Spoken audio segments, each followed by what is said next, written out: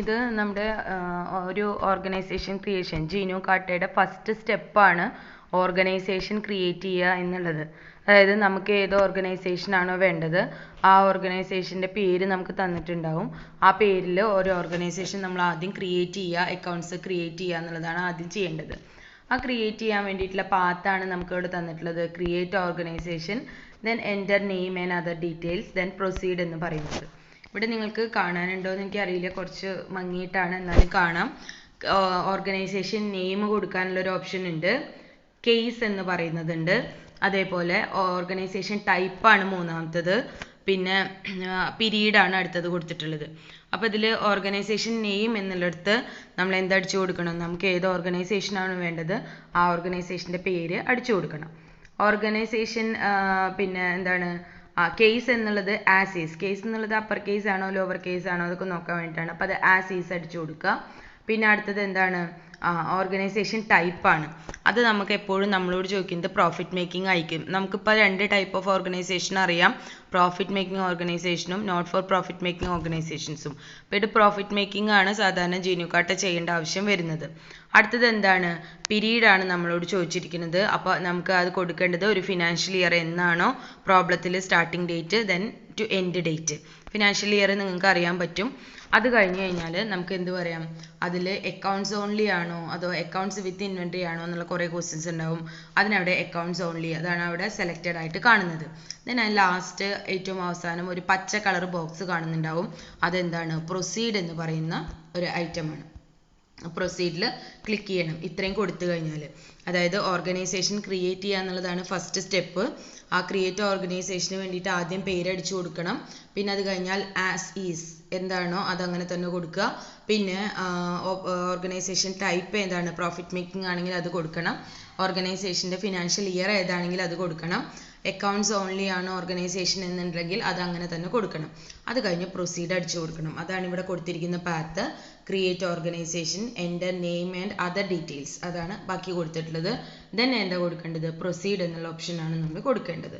അതാണ് ഓർഗനൈസേഷൻ്റെ ഈ ജീനു കാട്ടയുടെ ഫസ്റ്റ് സ്റ്റെപ്പ് എന്ന് പറയുന്നത്. ഓക്കെ, ഇനി നമുക്ക് അടുത്ത സ്റ്റെപ്പിലേക്ക് പോകാം. അടുത്ത സ്റ്റെപ്പാണ് എന്ത്, ക്രിയേറ്റ് അഡ്മിൻ. ക്രിയേറ്റ് അഡ്മിൻ എന്ന് പറഞ്ഞാൽ അവിടെ നമുക്ക് ഒരു ഓർഗനൈസേഷൻ നമ്മൾ ക്രിയേറ്റ് ചെയ്തു, ഇനി നമുക്കത് എന്ത് ചെയ്യണം, പ്രൊട്ടക്റ്റ് ചെയ്യണം. പ്രൊട്ടക്റ്റ് ചെയ്യുക എന്ന് പറഞ്ഞാൽ സാധാരണ പാസ്വേഡ് കൊടുത്ത് പ്രൊട്ടക്റ്റ് ചെയ്യുകയാണ് നമ്മൾ ചെയ്യുന്നത്. ആ പാസ്വേഡ് കൊടുക്കേണ്ട ആ ഒരു ഏരിയയാണ് ഈ ക്രിയേറ്റ് അഡ്മിൻ എന്ന് പറയുന്നത്. പ്രൊസീഡ് എന്നുള്ള ബട്ടൺ അടിച്ചു കഴിഞ്ഞാൽ അടുത്തത് നമ്മൾ പോകുന്നത് അഡ്മിൻ്റെ സെക്ഷനിലേക്കാണ്. അപ്പോൾ അവിടെ എന്തുണ്ടാവും, ആദ്യം യൂസർ നെയിം അടിച്ചു കൊടുക്കാൻ പറയും. ഇതൊക്കെ നമുക്ക് പരിചിതമായ കാര്യങ്ങളാണ്. ഒരു പാസ്വേഡ് കൊടുക്കുമ്പോൾ അതിനവിടെ ആദ്യം യൂസർ നെയിമും വേണം, പിന്നെ എന്ത് കൊടുക്കണം, പാസ്വേഡും വേണം. അപ്പോൾ പാസ്വേഡ് കൊടുക്കുമ്പോൾ നമുക്കറിയാം പാസ്വേഡ് കൈതട്ടിയൊന്നും ആയിട്ടില്ലല്ലോ എന്നറിയാൻ വേണ്ടി വീണ്ടും അത് റിപ്പീറ്റ് ചെയ്യാനായിട്ട് നമ്മളോട് ആവശ്യപ്പെടും. അപ്പോൾ ആദ്യത്തേത് യൂസർ നെയിമാണ്, രണ്ടാമത്തേത് പാസ്വേഡ് ആണ്, അടുത്തത് എന്താണ്, കൺഫേം പാസ്വേഡ്. ഇത് തന്നെയല്ലേ ആ പാസ്വേഡ് എന്നുള്ളത് ഒന്നുകൂടെ നമ്മൾ അടിച്ചു കൊടുക്കണം. അപ്പോൾ വ്യത്യാസം ഉണ്ടെങ്കിൽ സിസ്റ്റം നമ്മളോട് പറയും. അത് കഴിഞ്ഞാൽ ഒരു സെക്യൂരിറ്റി ക്വസ്റ്റ്യൻ ഉണ്ടാവും, അതിൻ്റെ ആൻസറും കൊടുക്കണം. സെക്യൂരിറ്റി ക്വസ്റ്റ്യൻ നമുക്ക് ഇഷ്ടമുള്ളത് കൊടുക്കാം. ആ കൊടുത്ത് നമ്മൾ എപ്പോഴെങ്കിലും പാസ്വേഡ് മറന്നു പോയാൽ നമുക്ക് ആ പാസ്വേഡ് റിട്രീവ് ചെയ്യാൻ വേണ്ടിയുള്ളതാണ് എന്ത്, ഈ ഒരു സെക്യൂരിറ്റി ക്വസ്റ്റ്യൻ. അത് കഴിഞ്ഞാൽ ആ സെക്യൂരിറ്റി ക്വസ്റ്റ്യൻ്റെ ആൻസറും കൊടുക്കണം. അത് കഴിഞ്ഞാൽ ആ പച്ച ഒരു ചെറിയ ബോക്സ് നിങ്ങൾ കാണുന്നുണ്ടാവും, അതാണ് എന്ത്, ക്രിയേറ്റ് ആൻഡ് ലോഗിൻ എന്ന് പറയുന്നത്. അപ്പോൾ നമ്മൾ ഒരു കമ്പനി ക്രിയേറ്റ് ചെയ്ത് കഴിഞ്ഞാൽ അതിൻ്റെ അടുത്ത സെക്ടറിലേക്ക് പോകുന്നതാണ്, അതേതാണ്, ക്രിയേറ്റ് അഡ്മിൻ ആണ്. ആ ക്രിയേറ്റ് അഡ്മിനിൽ നമ്മൾ കമ്പനി ക്രിയേഷനിൽ നമ്മൾ കമ്പനിയുടെ പേരും അതേപോലെ എന്താണ് അത് പ്രോഫിറ്റ് മേക്കിംഗ് ഓർഗനൈസേഷൻ ആണോ എന്നുള്ളതും അക്കൗണ്ട്സ് ഓൺലി ആണെന്നുള്ളതും പീരീഡും കാര്യങ്ങളൊക്കെ ടൈപ്പ് ചെയ്ത് കൊടുക്കും. അതിനുശേഷം അവിടെ നമ്മൾ പ്രൊസീഡ് അടിച്ചു കഴിഞ്ഞാൽ അടുത്ത രണ്ടാമത്തെ സെക്ഷനിലേക്ക് പോകും, അതാണ് എന്ത്, ക്രിയേറ്റ് അഡ്മിൻ. അവിടെ നമ്മൾ ഒരു യൂസർ നെയിമും അതേപോലെ പാസ്വേഡും ദെൻ ഒരു സെക്യൂരിറ്റി ക്വസ്റ്റ്യനും അതിൻ്റെ ആൻസറും അടിച്ചു കൊടുക്കും. എന്നിട്ട് എന്ത് ചെയ്യും, ക്രിയേറ്റ് ആൻഡ് ലോഗിൻ. അപ്പോൾ നമ്മുടെ കമ്പനി അവിടെ ക്രിയേറ്റ് ആയി. ഇനി അതിൽ മൂന്നാമത്തെ സ്റ്റെപ്പാണ് എന്ത് പറയുന്നത്, ലെഡ്ജർ ക്രിയേഷൻ. ലെഡ്ജർ ക്രിയേഷൻ്റെ ആ ഒരു ഇത് അവിടെ കൊടുത്തിട്ടുണ്ട്. എന്താണ്, മാസ്റ്റർ മെനുവിൽ നിന്നാണ് നമ്മൾ എവിടേക്ക് പോകുന്നത്, ക്രിയേറ്റ് അക്കൗണ്ട് എന്ന് പറഞ്ഞ ലെഡ്ജർ ക്രിയേഷനിലേക്ക് പോകുന്നത്. അത് ഇവിടെ നിങ്ങൾക്ക് കാണാൻ പറ്റുന്നുണ്ടാകും ഈ ഒരു സ്ക്രീനിൽ. ഉണ്ടോ, കമ്പനി ഓപ്പൺ ചെയ്ത് കഴിഞ്ഞാൽ ഇതേപോലൊരു സ്ക്രീൻ തുറന്നു വരും. അതിലൂടെ മാസ്റ്റർ, വൗച്ചർ, എക്സ്പോർട്ട് എന്നൊക്കെ പറഞ്ഞിട്ട് കുറേ സാധനങ്ങൾ മുകളിലത്തെ ആ ടൈറ്റിൽ ബാറിൽ കാണാനുണ്ട്. അതിൽ മാസ്റ്റർ എടുത്തു കഴിഞ്ഞാൽ അതിലെന്തുണ്ട്, ക്രിയേറ്റ് അക്കൗണ്ട്സ് ഉണ്ട്, എഡിറ്റ് അക്കൗണ്ട്സ് ഉണ്ട്, എഡിറ്റ് ഓർഗനൈസേഷൻ പർട്ടിക്കുലേഴ്സ്, അങ്ങനെ കുറേ സാധനങ്ങൾ അതിലുണ്ട്. അപ്പം അതിൽ നമ്മൾ എന്തെടുക്കുക, ക്രിയേറ്റ് അക്കൗണ്ട്സ് എടുക്കുക. അതാണ് ഇവിടെ എന്ത് പറഞ്ഞിരിക്കുന്നത്, മാസ്റ്ററിൽ നിന്ന് എവിടേക്ക് പോവാൻ, ക്രിയേറ്റ് അക്കൗണ്ടിലേക്ക് പോകാനായിട്ട് പറഞ്ഞിരിക്കുന്നത്. ഇനി ഈ മാസ്റ്ററിൽ നിന്ന് അക്കൗണ്ടിലേക്ക് പോകുമ്പോൾ അവിടെ നമ്മൾ എന്തടിച്ചു കൊടുക്കണം, അക്കൗണ്ട് നെയിമുകൾ അടിച്ചു കൊടുക്കണം. അതുപോലെ തന്നെ എന്തും അടിച്ചു കൊടുക്കണം, അതിൻ്റെ ഗ്രൂപ്പ് നെയിമുകൾ അടിച്ചു കൊടുക്കണം, സബ് ഗ്രൂപ്പിൻ്റെ നെയിമുകൾ അടിച്ചു കൊടുക്കണം. ഇതൊക്കെ നമുക്ക് സ്വന്തമായിട്ട് ചെയ്യേണ്ടതാണ്. ഗ്രൂപ്പ് അടിച്ചു കൊടുക്കലും സബ് ഗ്രൂപ്പ് അടിച്ചു കൊടുക്കലും അക്കൗണ്ട് നെയിം അടിച്ചു കൊടുക്കലും ഒക്കെ. എന്നാൽ ഡിഫോൾട്ടായിട്ട് ജീനു കാട്ടയിൽ 4 അക്കൗണ്ട്സ് ഉണ്ടായിരിക്കും. അത് ഒന്ന് ക്ലോസിംഗ് സ്റ്റോക്ക് എന്ന് പറയുന്ന ലെഡ്ജറും, അടുത്തത് ഓപ്പണിംഗ് സ്റ്റോക്കും, അടുത്തത് പ്രോഫിറ്റ് ആൻഡ് ലോസ് അക്കൗണ്ടും, ദെൻ സ്റ്റോക്ക് അറ്റ് ദി ബിഗിനിങ്ങുമാണ്. ഈ 4 എണ്ണം ഓൾറെഡി ഇതിലുണ്ടായിരിക്കും, profit and loss account ledgers ആയിട്ട് അവിടെ ഓൾറെഡി ഉണ്ടായിരിക്കും, ജീനു കാട്ടയിൽ ഉണ്ടായിരിക്കും. അപ്പോൾ ഇത് നമ്മൾ എന്ത് ചെയ്യേണ്ട കാര്യമില്ല, ഈ പറഞ്ഞ പോലെ വീണ്ടും എൻ്റർ ചെയ്യേണ്ട കാര്യമില്ല. ബാക്കിയുള്ള ലെഡ്ജറുകൾ മാത്രം നമ്മൾ എന്ത് ചെയ്താൽ മതി, പുതിയതായിട്ട് ക്രിയേറ്റ് ചെയ്താൽ മതി. ഇനി അടുത്തത് നമ്മളോട് പറയുന്നത് എന്താണ്, ലെഡ്ജർ എഡിറ്റ് ചെയ്യണമെങ്കിൽ മാസ്റ്റർ എടുക്കുക, എഡിറ്റ് അക്കൗണ്ട്സ് എടുക്കുക. ദെൻ ഡിലീറ്റ് ചെയ്യണമെന്നുണ്ടെങ്കിൽ മാസ്റ്റർ എടുക്കുക, എഡിറ്റ് അക്കൗണ്ട്സ് എടുക്കുക. ഇതിലൊരു കാര്യം എന്താ വെച്ചാൽ, വൗച്ചർ ആയാലും ലെഡ്ജർ ആയാലും ഡിലീറ്റ് ചെയ്യണമെങ്കിൽ ആദ്യം അതിനെ എഡിറ്റ് മോഡിലേക്ക് കൊണ്ടുവരണം. അപ്പോൾ മാസ്റ്റർ എഡിറ്റ് എന്നുള്ള ഓപ്ഷനിലേക്ക് ആദ്യം പോകണം. അതിനുശേഷം വേണം ആ ലെഡ്ജർ സെലക്ട് ചെയ്തിട്ട് എന്ത് കൊടുക്കാൻ, ഡിലീറ്റ് എന്നുള്ള ഓപ്ഷൻ കൊടുക്കാൻ വേണ്ടിയിട്ട്. മനസ്സിലായോ നിങ്ങൾക്ക് എന്താണെന്നുള്ളത്? അപ്പോൾ ഫസ്റ്റ് സ്റ്റെപ്പ് നമ്മൾ ഓർഗനൈസേഷൻ ക്രിയേറ്റ് ചെയ്തു. രണ്ടാമത്തെ സ്റ്റെപ്പ് അതിൻ്റെ അഡ്മിൻ, അതായത് പാസ്വേഡുകൾ ക്രിയേറ്റ് ചെയ്തു. മൂന്നാമത്തെ സെക്ഷൻ ലെഡ്ജർ ക്രിയേറ്റ് ചെയ്തു. ലെഡ്ജർ ക്രിയേറ്റ് ചെയ്യുന്നത് എങ്ങനെയാണെന്നുള്ളത് നമ്മൾ കണ്ടു കഴിഞ്ഞു. എങ്ങനെയായിരുന്നു, മാസ്റ്ററിൽ നിന്ന് ലെഡ്ജർ ക്രിയേഷൻ എടുക്കുകയാണ് ചെയ്യുന്നത്. അങ്ങനെ ചെയ്ത് നമുക്ക് ഓൾറെഡി 4 ലെഡ്ജേഴ്സ് ഇതിലുണ്ട്. ഏതൊക്കെയാണത്, opening stock, closing stock, profit and loss account, stock at the beginning. ഇത്രയും സാധനങ്ങൾ നമുക്കിവിടെ ഓൾറെഡി അവൈലബിൾ ആണ്. എന്നാൽ നമ്മൾ അതും അവിടെ നിർത്തി ബാക്കിയുള്ള അക്കൗണ്ട്സ് മാത്രം എന്ത് ചെയ്താൽ മതി, പുതിയതായിട്ട് ക്രിയേറ്റ് ചെയ്ത് കൊടുത്താൽ മതി. എഡിറ്റ് ചെയ്യണമെങ്കിൽ ഇതേ മാസ്റ്ററിൽ തന്നെ പോവുക, എഡിറ്റ് എന്നുള്ള ഓപ്ഷൻ എടുക്കുക.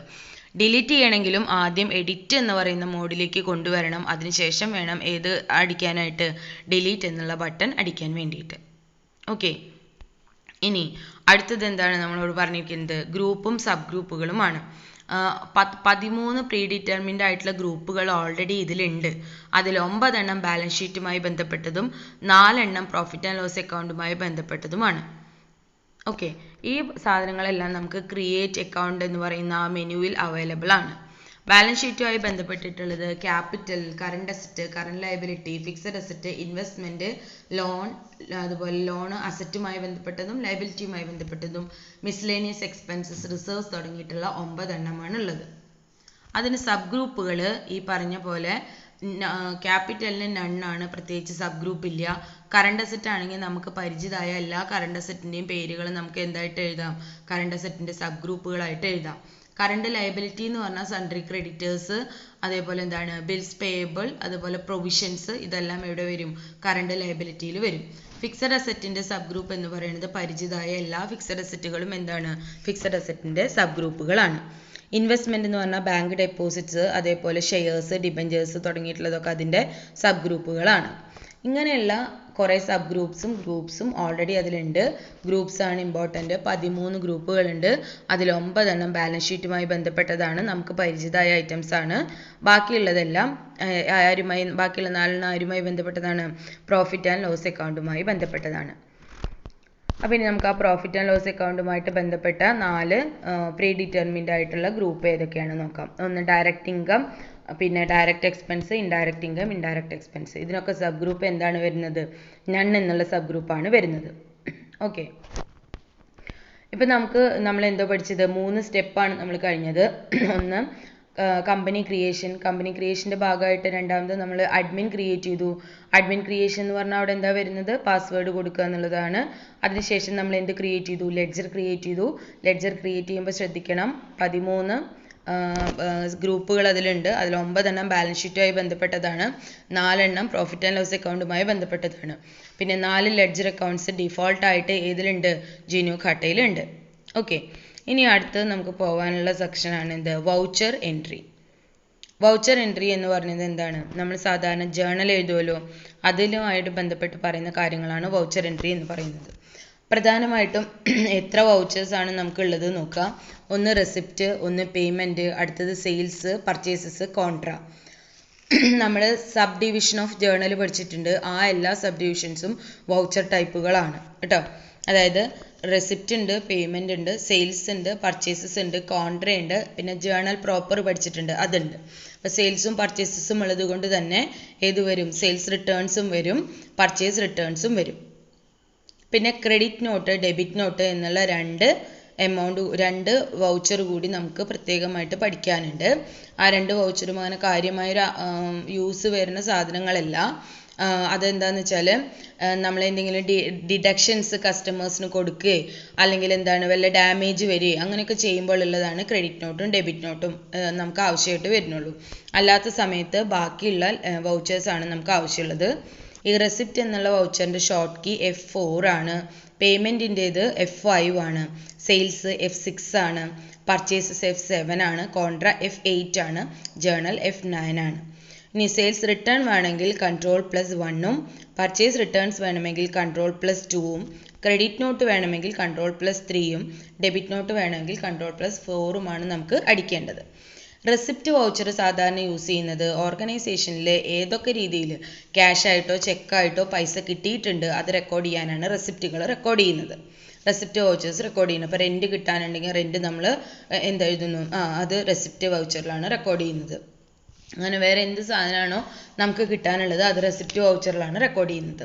ഇനി പേയ്മെൻറ്റ്സ് എന്ന് പറഞ്ഞാൽ എല്ലാ പേയ്മെൻറ്റ്സും, അത് ക്യാഷ് ആയിട്ടോ ചെക്കായിട്ടോ ഉള്ള എല്ലാ പേയ്മെൻറ്റ്സും പേയ്മെൻറ്റ് വൗച്ചറിൽ ഉൾപ്പെടുന്നുണ്ട്. അത് നമ്മൾ സാലറി കൊടുത്തതാവാം, വേജസ് കൊടുത്തതാവാം, അല്ലെങ്കിൽ റെൻറ്റ് കൊടുത്തതാവാം, അതല്ലെങ്കിൽ കമ്മീഷൻ കൊടുത്തതാവാം. അങ്ങനെയുള്ള എന്ത് കൊടുത്ത കാര്യങ്ങളും നമ്മൾ ഏതിൽ ഉൾപ്പെടുത്തിയിട്ടുണ്ട്? പേയ്മെൻറ്റ് വൗച്ചറിൽ ഉൾപ്പെടുത്തിയിട്ടുണ്ട്. സെയിൽസ് എന്ന് പറഞ്ഞാൽ ക്യാഷും ക്രെഡിറ്റ് സെയിൽസും ഗുഡ്സുമായിട്ട് റിലേറ്റ് ചെയ്യുന്ന എല്ലാ സെയിൽസുകളും ഈ പറഞ്ഞ സെയിൽസ് എന്ന് പറയുന്ന വൗച്ചറിലാണ് ഉൾപ്പെടുത്തിയിട്ടുള്ളത്. അതേപോലെ ക്യാഷ് ആയാലും ക്രെഡിറ്റ് ആയാലും പർച്ചേസസ് ഓഫ് ഗുഡ്സ് നമ്മൾ ഏതിൽ ഉൾപ്പെടുത്തിയിട്ടുള്ളത്? പർച്ചേസസിലാണ് ഉൾപ്പെടുത്തിയിട്ടുള്ളത്. കോൺട്ര എന്ന് പറഞ്ഞാൽ രണ്ടെണ്ണമാണ് വരിക. ഒന്ന് ബാങ്ക് അക്കൗണ്ടിലേക്കുള്ള ഡെപ്പോസിറ്റും ഒന്ന് ബാങ്ക് അക്കൗണ്ടിൽ നിന്നുള്ള വിഡ്രോവൽസും. പിന്നെ സെയിൽസ് റിട്ടേൺസ് വരുന്നത് സെയിൽസ് റിട്ടേൺസ് അക്കൗണ്ടിലും, പർച്ചേസസ് റിട്ടേൺസ് വരുന്നത് പർച്ചേസസ് റിട്ടേൺസിലും. ഇങ്ങനെയുള്ള കാര്യങ്ങളൊക്കെയാണ് റെക്കോർഡ് ചെയ്യുന്നത്. മെയിനായിട്ട് ഈ ജേർണൽ വരെയുള്ള കാര്യങ്ങളാണ് നമുക്ക് പഠിച്ചു പോവേണ്ടത്. ഓക്കെ, ഇനി നമുക്ക് വൗച്ചർ എഡിറ്റ് ചെയ്യണം അല്ലെങ്കിൽ അങ്ങനെയുള്ള കാര്യങ്ങൾ ചെയ്യണമെങ്കിൽ എന്താണ് നമുക്ക് ചെയ്യേണ്ടത് എന്നുള്ളത് നമുക്ക് നോക്കാം. ഇതിൽ നമുക്ക് എന്ത് ചെയ്യാനുള്ള ഓപ്ഷൻ ഉണ്ട്? ഓൾറെഡി നമ്മൾ ക്രിയേറ്റ് ചെയ്തിട്ടുള്ള വൗച്ചറിന് എഡിറ്റ് ഓപ്ഷൻ നമുക്ക് എവിടെ അവൈലബിൾ ആണ്? ജീനിയോ കാർട്ടയിലും അവൈലബിൾ ആണ്. ആ എഡിറ്റ് ഓപ്ഷൻ എടുത്ത് ആ എഡിറ്റ് ഓപ്ഷനിൽ പോയി നമുക്ക് എന്ത് ചെയ്യാം? എപ്പോൾ വേണമെങ്കിലും ഈ കാര്യങ്ങൾ എന്ത് ചെയ്യാൻ പറ്റും? അത് നമുക്ക് എന്ത് മാറ്റം വേണമെങ്കിൽ വരുത്താനായിട്ട് പറ്റും. ഫൈൻഡ് ആൻഡ് എഡിറ്റ് ഓപ്ഷൻ ആണ് നമ്മൾ അതിന് വേണ്ടിയിട്ട് എടുക്കേണ്ട ഒരു കാര്യം കേട്ടോ. അതേപോലെ നമുക്ക് ഈ വൗച്ചേഴ്സ് ക്രിയേറ്റ് ചെയ്തിട്ടുള്ളത് എന്ത് ചെയ്യാനും പറ്റും? ഡിലീറ്റ് ചെയ്യാനും പറ്റും. അപ്പോൾ അവിടെ ഡിലീറ്റ് ചെയ്യണമെങ്കിൽ നമുക്കറിയാം നേരത്തെ ലെഡ്ജറും നമ്മൾ ഡിലീറ്റ് ചെയ്തത് എങ്ങനെയാണ്? എഡിറ്റ് ഓപ്ഷനിൽ പോയിട്ടാണ് ലെഡ്ജർ നമ്മൾ ഡിലീറ്റ് ചെയ്തത്. അതേപോലെ തന്നെ വൗച്ചർ ഡിലീറ്റ് ചെയ്യണമെങ്കിൽ നമുക്ക് എന്ത് വേണം? എഡിറ്റ് ഓപ്ഷനിൽ പോകണം. എന്നിട്ട് വേണം വൗച്ചർ എന്ത് ചെയ്യാനായിട്ട്? ഡിലീറ്റ് ചെയ്യാനായിട്ട്. ഇതാണ് ഇമ്പോർട്ടൻ്റ് ആയിട്ട് ജീനിയോ കാർട്ടയിൽ നമുക്ക് പഠിക്കാനുള്ളത്. അതായത് ആദ്യം തന്നെ നമ്മളൊരു കമ്പനി ക്രിയേറ്റ് ചെയ്യുന്നു, ദെൻ അതിനുശേഷം നമ്മൾ അതിൻ്റെ അഡ്മിൻ ക്രിയേറ്റ് ചെയ്യുന്നു, പിന്നെ അതിൻ്റെ ലെഡ്ജർ അക്കൗണ്ട്സ് ക്രിയേറ്റ് ചെയ്യുന്നു, അതിനുശേഷം വൗച്ചർ എൻട്രീസ് ക്രിയേറ്റ് ചെയ്യുന്നു. ലെഡ്ജർ അക്കൗണ്ട്സ് ക്രിയേറ്റ് ചെയ്യുമ്പോൾ ശ്രദ്ധിക്കേണ്ടതുണ്ട്, ഓൾറെഡി നമുക്ക് അവിടെ 4 ലെഡ്ജേഴ്സ് പ്രീ ഡിറ്റർമിൻഡ് ലെഡ്ജേഴ്സ് ഉണ്ട്. ആ ലെഡ്ജേഴ്സ് കഴിച്ച് ബാക്കിയുള്ളത് മാത്രമേ ക്രിയേറ്റ് ചെയ്യേണ്ട കാര്യമുള്ളൂ. Opening stock, closing stock, profit and loss account, അതുപോലെ സ്റ്റോക്ക് അറ്റ് ദി ബിഗിനിങ്. ഈ 4 എണ്ണമാണ് നമുക്ക് അവിടെ ഓൾറെഡി ഡിഫോൾട്ട് ആയിട്ടുള്ള എന്ത് പറയുന്നത്? ലെഡ്ജർ അക്കൗണ്ട്സ് എന്ന് പറയുന്നത്. പിന്നെ ഗ്രൂപ്പുകളുണ്ട്, 13 ഗ്രൂപ്പ് ഉണ്ട്. അതിൽ 9 എണ്ണം ബാലൻസ് ഷീറ്റുമായി റിലേറ്റഡ് ആണ്. ബാക്കിയുള്ള 4 എണ്ണം ആരുമായി റിലേറ്റഡ് ആണ്? പ്രോഫിറ്റ് ആൻഡ് ലോസ് അക്കൗണ്ടുമായിട്ട് റിലേറ്റഡ് ആയിട്ടുള്ളതാണ്. അപ്പോൾ നോക്കുക, പ്രോഫിറ്റ് ആൻഡ് ലോസ് അക്കൗണ്ടുമായി റിലേറ്റഡ് ആയിട്ടുള്ളത് direct expense, indirect expense, direct income, indirect income, ഈ 4 എണ്ണമാണ്. ബാലൻസ് ഷീറ്റുമായിട്ട് റിലേറ്റ് ചെയ്തിട്ടുള്ളതിൽ നമുക്ക് അറിയാവുന്നത് capital, fixed asset, current asset, current liability, fixed liability, അങ്ങനെ റിസർവ്, എല്ലാ കാര്യങ്ങളും അതിൽ വരുന്നുണ്ട്. അങ്ങനെയുള്ളൊരു 9 എണ്ണമാണ് ബാലൻസ് ഷീറ്റുമായി ബന്ധപ്പെട്ട് നമുക്ക് പഠിക്കാനായിട്ടുള്ളത്. അങ്ങനെ ഒരു ലെഡ്ജർ നമ്മൾ ക്രിയേറ്റ് ചെയ്ത് കഴിഞ്ഞാൽ അത് വേണമെങ്കിൽ എഡിറ്റ് ചെയ്യാം. എഡിറ്റ് ചെയ്യാനുള്ള ഓപ്ഷൻ ഉണ്ട്. ഡിലീറ്റ് ചെയ്യാനുള്ള ഓപ്ഷൻ ഉണ്ട്. എങ്ങനെ? എഡിറ്റ് മോഡ് എടുത്തിട്ടേ എവിടേക്ക് പോകാൻ പറ്റൂ? ഡിലീറ്റിലേക്ക് പോകാനായിട്ട് പറ്റുള്ളൂ. അതുപോലെ തന്നെയാണ് വൗച്ചർ ക്രിയേറ്റ് ചെയ്യേണ്ടത്. വൗച്ചർ എന്ന് പറഞ്ഞാൽ പക്ക ജേണൽ എൻട്രികളാണ്, നമ്മളത് പഠിച്ചിരിക്കണം. ഓരോന്നും ക്രിയേറ്റ് ചെയ്യേണ്ട എല്ലാ റെസിപ്റ്റും റെക്കോർഡ് ചെയ്യേണ്ടത് റെസിപ്റ്റ് വൗച്ചറിലാണ്, എല്ലാ പേയ്മെൻറ്റ്സും റെക്കോർഡ് ചെയ്യേണ്ടത് പേയ്മെൻറ്റ് വൗച്ചറിലാണ്. അതേപോലെ കോൺട്രാ എന്ന് പറഞ്ഞാൽ ബാങ്കുമായി റിലേറ്റ് ചെയ്ത ട്രാൻസാക്ഷൻസ് ആണ്. പർച്ചേസസും സെയിൽസും ഗുഡ്സ് പർച്ചേസ് ചെയ്യുമ്പോഴും സെയിൽ ചെയ്യുമ്പോഴും ഉള്ളതാണ്. അതല്ലാത്തതെല്ലാം ജേർണൽ പ്രോപ്പർ എന്ന് പറയുന്നതിലാണ് വരുന്നത്. പിന്നെ അത് കൂടാതെ sales return, purchase return, credit note, debit not, ഇത്രയും വൗച്ചേഴ്സും കൂടി നമുക്ക് പഠിക്കാനായിട്ടുണ്ട്. ഇതും നമുക്ക് എന്ത് ചെയ്യാൻ പറ്റും, ഫൈൻഡ് ആൻഡ് എഡിറ്റ് എന്ന് പറയുന്ന ഓപ്ഷനിൽ എഡിറ്റ് ചെയ്യാൻ പറ്റും. അതേ ഓപ്ഷനിൽ തന്നെ പോയിട്ടാണ് നമ്മൾ ഡിലീറ്റ് ചെയ്യുന്നതും. ഫൈൻഡ് ആൻഡ് എഡിറ്റ് ഓപ്ഷനിലേക്ക് എടുത്തിട്ട് വേണം എന്ത് ചെയ്യാൻ വേണ്ടിയിട്ട്, ഡിലീറ്റ് ചെയ്യാൻ വേണ്ടിയിട്ട്. അപ്പോൾ നിങ്ങൾക്ക് ഞാൻ പറഞ്ഞത് മനസ്സിലായിട്ടുണ്ടാവും എന്ന് വിചാരിക്കുന്നു. ഇത്രയുമാണ് നമുക്ക് ജീനു കാർട്ടയുമായി ബന്ധപ്പെട്ട് പഠിക്കാനുള്ളത്. വീഡിയോയിൽ പറഞ്ഞ കാര്യങ്ങളൊക്കെ നിങ്ങൾക്ക് മനസ്സിലായിട്ടുണ്ടാവും എന്ന് ഞാൻ വിചാരിക്കുന്നു. ഞാൻ നിങ്ങൾക്കത് ഒന്നുകൂടെ മനസ്സിലാവാൻ വേണ്ടി നിങ്ങളുടെ ടെക്സ്റ്റ് ബുക്കിൽ അത് എവിടെയാണ് കിടക്കുന്നത് എന്നുള്ളതൊന്ന് പറഞ്ഞു തരാൻ വേണ്ടിയിട്ടാണ് ഇത് കാണിച്ചിട്ട് ഈ ഒരു ഭാഗം കൂടി അതിലേക്ക് ആഡ് ചെയ്തിട്ടുള്ളത്. ഞാൻ ആ വീഡിയോയിൽ പറഞ്ഞിട്ടുള്ള കാര്യങ്ങൾ ഈ ടെക്സ്റ്റ് ബുക്കിൻ്റെ പേജ് നമ്പർ 116 കിടക്കുന്നുണ്ട്. ഇതാണ് ജീനു കാർട്ട എന്ന് പറയുന്ന ആ ഒരു ചാപ്റ്ററിൻ്റെ ഓപ്പണിംഗ് വരുന്നത്. അതിലെ ഇൻട്രൊഡക്ഷൻ പോർഷൻ നിങ്ങൾ ഇതുവരെ, അതായത് ജീനു കാർട്ട സ്റ്റാർട്ടിങ് തൊട്ട് FOSSS free and open source software വരെ അടയാളപ്പെടുത്തി പഠിക്കണം. അവിടെ പറഞ്ഞിരിക്കുന്നത് ഇത്രയാണ്: ജീനു കാർട്ട എന്ന് പറയുന്നത് ഒരു ഫ്രീ ആൻഡ് ഫ്ലെക്സിബിൾ സോഫ്റ്റ്വെയർ ആണ്. അത് ഡെവലപ്പ് ചെയ്തിട്ടുള്ളത് ഡിജിറ്റൽ ഫ്രീഡം ഫൗണ്ടേഷൻ എന്ന് പറയുന്ന ഒരു സംഘടനയാണ്. ഇത് നമ്മൾ പ്രൊനൗൺസ് ചെയ്യുന്നത് നോർമലി ജീനു കാർട്ട എന്നാണ്. ഇനിയിപ്പോൾ അതല്ലാത്ത പ്രൊനൗൺസിയേഷൻ നിങ്ങൾ കേട്ടാലും ജീനു കാർട്ടയാണ് ഈ സോഫ്റ്റ്വെയർ എന്നുള്ളത് നിങ്ങൾ മനസ്സിലാക്കുക. ഇതൊരു free and open source of software ആണ്.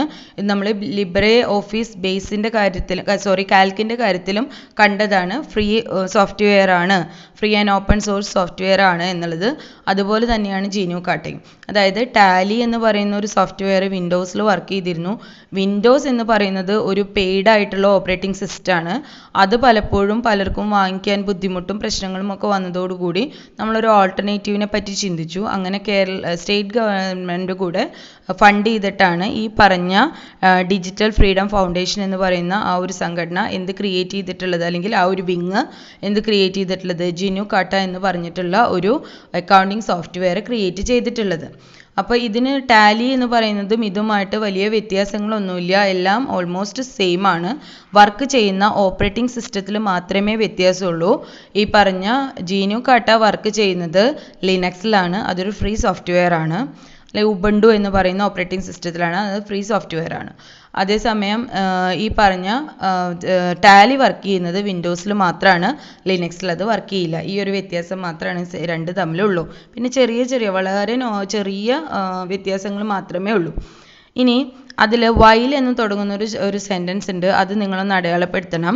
അതായത് ഒരുപാട് FOSS സോഫ്റ്റ്വെയർസ് നമുക്ക് അവൈലബിൾ ആണെങ്കിലും ഈ ജീനു കാർട്ട എന്ന് പറയുന്നത് അത് ഒരുപാട് ഫിനാൻഷ്യൽ സെക്ടേഴ്സിൽ വരുന്ന ഒരുപാട് ഇഷ്യൂസ് സോൾവ് ചെയ്യാൻ നമ്മളെ സഹായിച്ചിട്ടുള്ള ഒരു സോഫ്റ്റ്വെയർ ആണ് ജീനു കാർട്ട.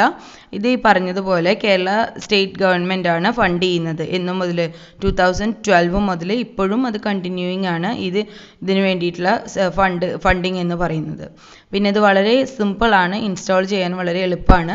നിങ്ങൾക്ക് വീട്ടിൽ സിസ്റ്റം ഉള്ളവർക്ക് ഈ ഒരു ഇതിൽ കയറിക്കഴിഞ്ഞാൽ, വെബിൽ കയറിക്കഴിഞ്ഞാൽ നമുക്ക് എന്ത് ചെയ്യാൻ പറ്റും, ഇതേ ഫ്രീ ആയിട്ട് ഇൻസ്റ്റാൾ ചെയ്യാൻ പറ്റും. പക്ഷേ ശ്രദ്ധിക്കണം, നിങ്ങളുടെ സിസ്റ്റത്തിൽ ലിനക്സ് എന്ന് പറയുന്ന ഓപ്പറേറ്റിംഗ് സിസ്റ്റം ഉണ്ടായിരിക്കണം. എന്നാൽ മാത്രമേ ജീനു കാർട്ട നിങ്ങൾക്ക് ഡൗൺലോഡ് ചെയ്ത് വർക്ക് ചെയ്യിക്കാനായിട്ട് സാധിക്കുള്ളൂ കേട്ടോ. അപ്പോൾ അതുകൂടെ നോക്കണം. ഇനി ജീനു കാർട്ടയുടെ സ്റ്റാർട്ടിങ് നമ്മൾ നേരത്തെ വീഡിയോയിൽ കണ്ടതാണ്. നമ്മുടെ ടെക്സ്റ്റ് ബുക്കിൽ കിടക്കുന്നത് ഈ പേജ് നമ്പർ 116 അതെന്താ പറഞ്ഞിരിക്കുന്നത്, അപ്ലിക്കേഷൻസ് ഓഫീസ് ജീനു കാർട്ട. ഇങ്ങനെയാണ് നമ്മൾ എന്ത് ചെയ്യുന്നത്, ജീനു കാർട്ട ഓപ്പൺ ചെയ്യുന്നത്. ഇനി ഇവിടെയൊന്നും നമുക്കൊന്നും നോക്കാനില്ല. ഇനി നമുക്ക് വരുന്നത് page number 118 118 creation of new organisation ആണ് ഇനി നമുക്ക് നോക്കാനായിട്ടുള്ളത്. നമ്മൾ അവിടെയും പഠിച്ചു കഴിഞ്ഞു. ഇതിൽ സ്കാറ്റർ ഇതാണ് കിടക്കുന്നത്, അതുകൊണ്ടാണ്. ഒന്നുമില്ല, ക്രിയേഷനിൽ നമ്മൾ എന്ത് പേര് കൊടുക്കുന്നു, ഓർഗനൈസേഷൻ്റെ പേര് ഇവിടെ അടിച്ചു കൊടുക്കുന്നു, കേസ് കൊടുക്കുന്നു, കേസ് ആസ് ആണ്. ദെൻ ഓർഗനൈസേഷൻ ടൈപ്പ് ആ ഓർഗനൈസേഷൻ ടൈപ്പ് നമ്മൾ എന്ത് ചെയ്യുന്നു, അവിടെ ടൈപ്പ് ചെയ്ത് കൊടുക്കുന്നു. പ്രോഫിറ്റ് മേക്കിംഗ് ഓർഗനൈസേഷൻ ആണോ അതോ മറ്റ് നോട്ട് ഫോർ പ്രോഫിറ്റ് ഓർഗനൈസേഷൻ ആണോ എന്നുള്ളത്. പ്രോഫിറ്റ് മേക്കിംഗ് ആണ് നോർമലി നമ്മൾ ജീനു കാർട്ട ചെയ്യേണ്ടതായിട്ട് വരുന്നത്. അതേപോലെ ഫിനാൻഷ്യൽ ഇയർ, അതും ഇവിടെ ഏത് തൊട്ട് ഏത് വരെയാണെന്ന് കൃത്യമായിട്ട് ടൈപ്പ് ചെയ്ത് കൊടുക്കണം. ദെൻ ഇൻവെൻ്ററി ആണോ അതോ അക്കൗണ്ട്സ് ഓൺലി ആണോ എന്നുള്ള ക്വസ്റ്റ്യൻ ഉണ്ടാവും. അത് അക്കൗണ്ട്സ് ഓൺലി ആണ്. ദെൻ പ്രൊസീഡ് കൊടുക്കണം. ഇത്രയുമാണ് ഇതിൽ വരുന്നത് ക്രിയേഷൻ ഓഫ് ന്യൂ ഓർഗനൈസേഷൻ എന്ന് പറയുന്നത്. അപ്പോൾ ഈ ഭാഗം വായിച്ചു കഴിഞ്ഞാൽ, മുഴുവൻ വായിക്കുകയാണെങ്കിൽ നിങ്ങൾക്ക് ഞാൻ പറഞ്ഞിട്ടുള്ള, ഞാൻ ആ ഈ വീഡിയോൻ്റെ തുടക്കത്തിൽ പറഞ്ഞിട്ടുള്ള കാര്യങ്ങളെല്ലാം കൃത്യമായിട്ട് ഇതിൽ കാണാനായിട്ട് സാധിക്കും. ഓക്കെ, ഇനി അതിൽ സ്റ്റെപ്പ് നമ്പർ 2 കിടക്കുന്നത് പേജ് നമ്പർ 119ലാണ്.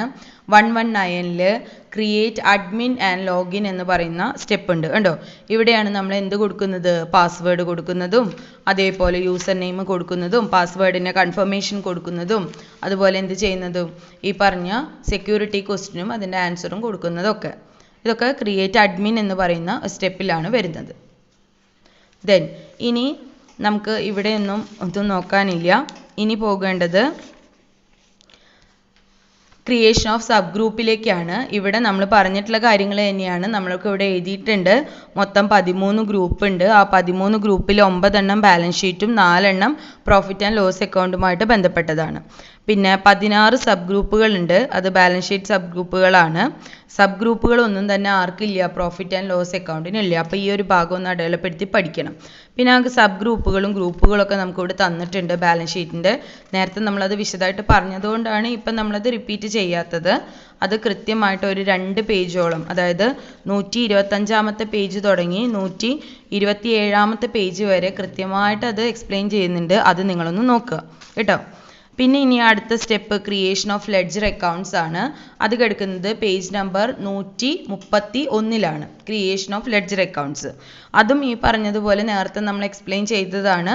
അത് വിശദമായിട്ട് കാണുക, അപ്പോൾ നമുക്കത് മനസ്സിലാവും. അല്ലെങ്കിൽ നിങ്ങൾക്ക് താല്പര്യം ഉണ്ടെങ്കിൽ ഇതെല്ലാം ഒന്ന് വായിച്ചു നോക്കി നിങ്ങളുടേതായ രീതിയിൽ ഒരു നോട്ട് നിങ്ങൾക്ക് പ്രിപ്പയർ ചെയ്യാം. അതിൽ പിന്നെ എഡിറ്റ് ലെഡ്ജർ അക്കൗണ്ട്സും നമുക്ക് പഠിക്കാനുണ്ട്. അതുപോലെ ഡിലീറ്റിംഗ് ലെഡ്ജർ അക്കൗണ്ട്സും നമുക്ക് പഠിക്കാനുണ്ട്. ഇതും ഞാൻ നേരത്തെ പറഞ്ഞതാണ്. അത് വീഡിയോ കാണുകയോ അല്ലെങ്കിൽ നിങ്ങൾ സ്വന്തമായിട്ടൊരു നോട്ട് പ്രിപ്പയർ ചെയ്ത് പഠിക്കുകയോ ചെയ്യാവുന്നതാണ് കേട്ടോ. ഇനി അതിൻ്റെ ലാസ്റ്റ് സെക്ടറിലേക്ക് പോവുകയാണ് വൗച്ചർ എൻട്രി. വൗച്ചർ എൻട്രി എന്ന് പറയുമ്പോൾ പ്രത്യേകം ശ്രദ്ധിക്കണം. വൗച്ചർ ടൈപ്പുകൾ നമുക്കൊന്ന് പരിചയപ്പെടേണ്ടതായിട്ടുണ്ട്. വൗച്ചർ ടൈപ്പുകൾ കിടക്കുന്നത് പേജ് നമ്പർ 138ലാണ്.